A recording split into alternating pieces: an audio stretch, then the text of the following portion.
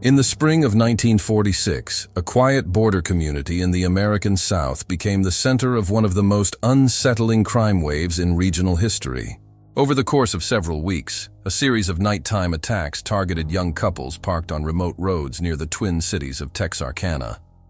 The assaults followed a disturbing pattern: late-night encounters, sudden violence, and an attacker who seemed to disappear into the darkness without leaving clear evidence behind.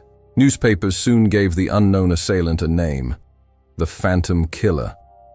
The crimes, now known as the Texarkana Moonlight Murders, would leave several victims dead, others wounded, and an entire community living under a cloud of fear. Even decades later, the identity of the attacker remains one of the most enduring mysteries in American criminal history. In 1946, the neighboring cities of Texarkana, Texas, and Texarkana, Arkansas formed a unique community divided by a state line but connected by everyday life. The two cities shared businesses, schools, and neighborhoods. Residents moved freely between Texas and Arkansas, often crossing the state line without even noticing. The population was relatively small, and many families had known one another for years. Like many American towns at the end of World War II, Texarkana in 1946 was experiencing a period of transition. Soldiers were returning home, local industries were adjusting to peacetime production, and young people were beginning to resume social activities that had been interrupted during the war years. One of the most common pastimes for teenagers and young adults in the region was driving along the quiet country roads surrounding the city. Couples would often park in secluded areas on the outskirts of town to talk, listen to music on the car radio, or spend time away from crowded public spaces. These rural roads, surrounded by woods and farmland, were typically calm and uneventful.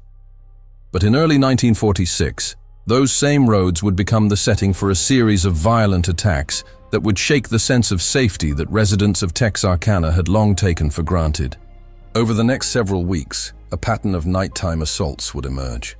Incidents that gradually transformed ordinary dating spots into places many residents were suddenly afraid to visit. The first widely documented attack connected to the Texarkana Moonlight Murders occurred on the night of February 22, 1946.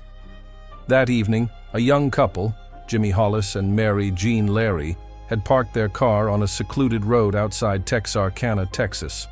According to reports given to investigators, a man approached the vehicle sometime after midnight. The attacker was described as wearing a light-colored mask that partially concealed his face. Armed with what appeared to be a firearm, he ordered the couple out of the car. The situation quickly turned violent. Jimmy Hollis was struck repeatedly and suffered serious injuries, including fractures to his skull. Mary Jean Larry was also assaulted, but managed to survive the attack. Both victims were able to provide statements to investigators after receiving medical treatment. Although the assault was extremely violent, both individuals survived, and the attacker fled the area before authorities arrived. At the time, investigators did not immediately connect the incident to a larger pattern of crime. However, less than a month later, on March 24, 1946, another couple was attacked under similar circumstances.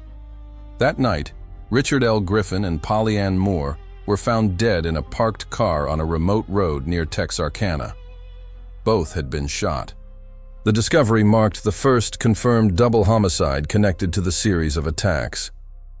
In the weeks that followed, additional violent incidents would occur, reinforcing fears that a single unidentified attacker was targeting couples parked on isolated roads around the Texarkana area.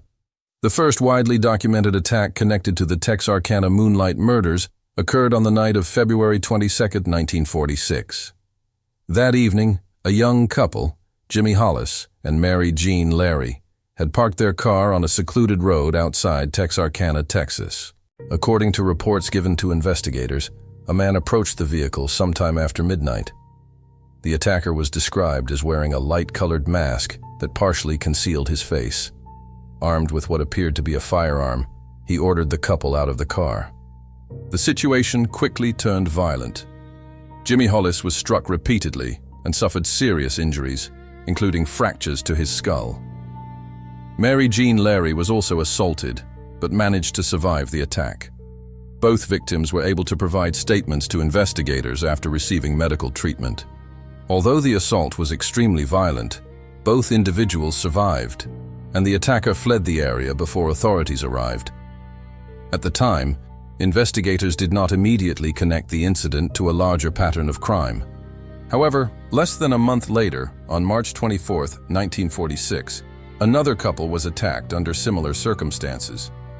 That night, Richard L. Griffin and Polly Ann Moore were found dead in a parked car on a remote road near Texarkana. Both had been shot. The discovery marked the first confirmed double homicide connected to the series of attacks. In the weeks that followed, additional violent incidents would occur, reinforcing fears that a single unidentified attacker was targeting couples parked on isolated roads around the Texarkana area. As investigators examined the attacks connected to the Texarkana Moonlight Murders, several unusual details began to emerge. One of the most discussed aspects of the case involved the attacker's apparent pattern. The assaults often occurred late at night and frequently targeted young couples parked in isolated areas around Texarkana, Texas, and Texarkana, Arkansas. However, despite the similarities between the incidents, the exact methods used in each attack were not always identical. In some cases, the victims were shot with a firearm. In others, survivors reported physical assault. Descriptions of the suspect also varied slightly between witnesses. Survivors from the February attack described a man wearing a light-colored mask with eye holes cut into it. Because of the mask and the darkness, identifying features such as facial structure or exact age were difficult to determine. Another detail that complicated the investigation was the lack of clear forensic evidence. Crime scene processing in 1946 relied heavily on witness accounts and basic physical evidence. Modern techniques such as advanced DNA testing did not yet exist, making it difficult to establish definitive links between scenes. Investigators also faced geographic challenges. Because Texarkana sits directly on the border between two states, jurisdiction sometimes involved coordination between law enforcement agencies in both Texas and Arkansas. Perhaps the most unsettling detail was the apparent randomness of the attacks. The victims did not appear to have known one another, and investigators could not easily identify a clear personal connection between them. This unpredictability added to the growing concern that the attacker could strike again without warning. As news of the attack spread, law enforcement agencies in both Texarkana, Texas, and Texarkana, Arkansas, began coordinating efforts to identify the individual responsible for the crimes later known as the Texarkana Moonlight Murders. Local police departments worked alongside the Texas Department of Public Safety and the Arkansas State Police. Officers increased patrols along rural roads where couples were known to park at night. Authorities also warned residents to avoid isolated areas after dark. Investigators interviewed numerous witnesses and collected statements from survivors, including Jimmy Hollis and Mary Jean Larey. Their accounts provided some of the only direct descriptions of the attacker. Despite these efforts, identifying a clear suspect proved difficult. Several individuals were questioned during the investigation. One of the most frequently discussed figures in later accounts was Udall Wilson, a man whose name appeared in connection with the case through witness statements and circumstantial information. However, investigators were unable to gather sufficient evidence to bring formal charges. The limitations of forensic science at the time also hindered progress. Crime scene investigators relied primarily on physical traces such as shell casings, footprints, and witness testimony. Without modern forensic tools, linking those pieces of evidence across multiple scenes was significantly more challenging. As the weeks passed and no arrest was made, the case gradually became one of the most widely discussed criminal investigations in the region. The inability to identify the attacker contributed to growing concern throughout the Texarkana area. As the attacks associated with the Texarkana Moonlight Murders continued in the spring of 1946, the atmosphere in the twin cities of Texarkana, Texas, and Texarkana, Arkansas, began to change noticeably. Residents who had once viewed the surrounding countryside as peaceful began to see those same rural roads as potentially dangerous after dark. The attacks had targeted couples parked in secluded areas, a common social activity among young people at the time, As news of the crimes spread, many families began discouraging teenagers from spending evenings in remote areas outside the city. Local businesses also reported changes in behavior. Movie theaters and restaurants in Texarkana saw increased attendance in the evenings as couples chose public places rather than isolated roads for their social gatherings. Law enforcement responded by increasing visible patrols throughout the region. Police officers regularly stopped vehicles parked in remote areas, advising occupants to return to town. Authorities also encouraged residents to report suspicious activity immediately. Newspapers played a major role in shaping public awareness of the situation. Local coverage described the unidentified attacker as the Phantom Killer, a name that quickly became associated with the case. The label captured the fear many residents felt about an assailant who appeared to strike without warning and disappear just as quickly. For several weeks, the sense of unease extended beyond the immediate victims and their families. The crimes had altered daily routines and conversations across Texarkana, leaving a lasting impression on a community that had rarely experienced such violence. Over the decades following the Texarkana Moonlight Murders, investigators and historians have discussed several theories about who may have been responsible for the crimes. However, law enforcement authorities have consistently emphasized that none of these theories resulted in a confirmed identification of the attacker.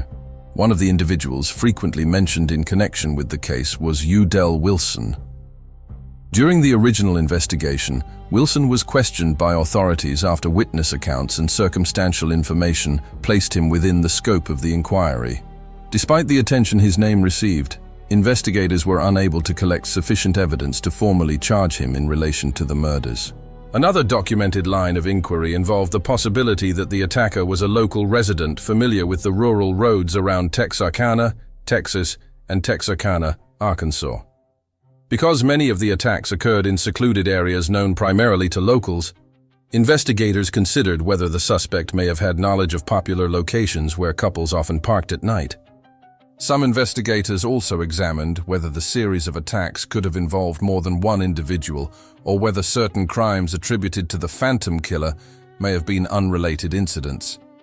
However, the similarities in timing, location, and victim profile led many authorities to believe that at least several of the attacks were committed by the same person.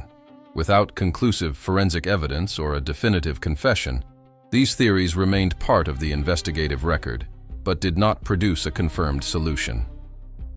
Today, the Texarkana Moonlight Murders remain officially unsolved. The crimes took place in 1946, long before the development of many modern investigative techniques, such as DNA analysis or advanced digital record systems. As a result, much of the original evidence available to investigators consisted of witness testimony, ballistic evidence, and basic physical traces collected at the scenes. Over time, some records from the original investigation were lost, incomplete, or difficult to verify. This has made modern re-examinations of the case challenging. Although the murders have been revisited in books, documentaries, and historical studies, no definitive suspect has ever been charged or convicted in connection with the attacks. Law enforcement agencies in both Texas and Arkansas have acknowledged that the identity of the person responsible was never conclusively established. As the decades passed, the case gradually became part of regional history, remembered as one of the most mysterious and unsettling crime series ever associated with the Texarkana area. The events that unfolded around Texarkana in 1946 remain a striking example of how a series of unexplained crimes can reshape an entire community.